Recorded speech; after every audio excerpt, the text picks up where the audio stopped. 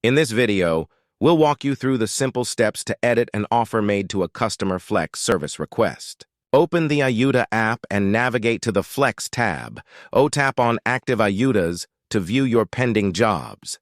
From the list of pending jobs, tap on the job card to view the details. On the job details page, locate the Edit Offer button. Tap on it to modify the initial offer made. Use the up or down arrow to adjust the new offer amount, or manually enter your new offer amount. If you previously requested clarification for the job, switch the toggle button to indicate that you now have a clear understanding of the clarification you asked for. Optionally, you can propose a new due date for the request by switching the toggle button. Once you've made the necessary adjustments, tap on the Edit Offer button to submit the new offer.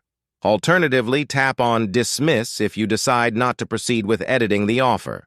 By following these steps, you can easily edit an offer made to a customer's Flex service request, ensuring flexibility and transparency in your interactions with customers. If you have any questions or encounter any issues, don't hesitate to reach out to our support team for assistance. Thank you for choosing Ayuda.